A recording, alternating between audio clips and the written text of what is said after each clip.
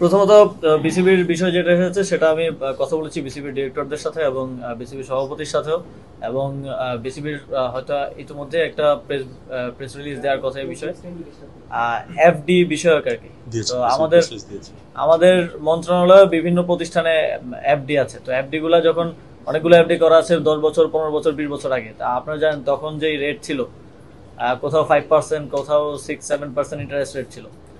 তো এফডি তো একটা আয়ের উৎস এবং ওই আয়টা আসলে অপারেশনাল কস্ট সহকারে বিভিন্ন ইয়াতে খরচ করা হয়। তো বিসিবির এফডির ওইটার রেট ছিল হয়তো 7-8%, আমি যতটুকু জানি। এখন যেখানে করা হয়েছে সেখানে 11-12%। এবং যেই ব্যাংকগুলো থেকে অর্থটা আসলে অন্য ব্যাংকে ট্রান্সফার করা হয়েছে, ওই ব্যাংকগুলো বাংলাদেশ ব্যাংকের মানে হলুদ সংকেতমূলক ব্যাংক ছিল, মানে যেগুলো ঝুঁকিপূর্ণ ব্যাংক। তো বিসিবি কিংবা যে কোনো প্রতিষ্ঠানের টাকা, ইভেন আপনার নিজের টাকা আপনি কোনো ঝুঁকিপূর্ণ ব্যাংকে তো রাখতে চাইবেন না। তো সেটা এক ব্যাংক থেকে আরেক ব্যাংকে নেওয়া হয়েছে। তবে সেক্ষেত্রে বিসিবির অভ্যন্তরীণ যেই আসলে প্রসেস বা যেই নিয়ম, সেটা কোনোভাবে ভঙ্গ করা হয়েছে কিনা সেটা আমরা দেখব। বিসিবিতে একজন ফাইন্যান্স ডিরেক্টর আছেন, এই ক্ষেত্রে ফাইন্যান্স ডিরেক্টরের মতামত নেওয়া হয়েছে কিনা বা তার অ্যাপ্রুভাল ছিল কিনা, সেখানে কোনো প্রকার স্বেচ্ছাচারিতা হয়েছে কিনা সেটা আমরা দেখব।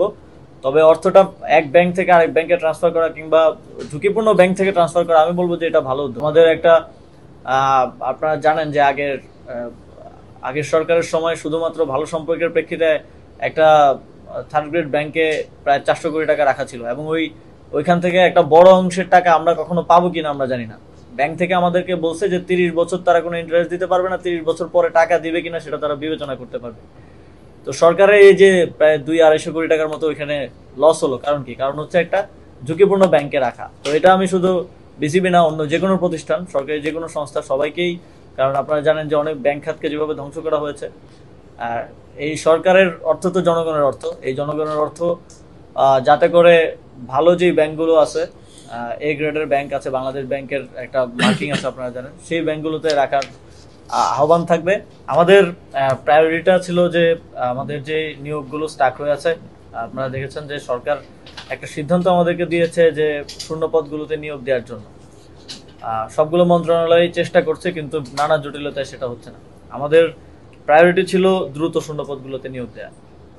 এবং উনি তো বললেনই উনি ভারপ্রাপ্ত হিসেবে দায়িত্ব পালন করছেন, সুতরাং এখানে আইনের কোনো ব্যত্যয় ঘটেনি। যদি উনি পূর্ণ এমডি হতেন তাহলে আইনের ব্যত্যয়ের কথা আপনি বলতে পারতেন। তো সেই জায়গা থেকে হচ্ছে বোর্ড সভাটা করা জরুরি ছিল।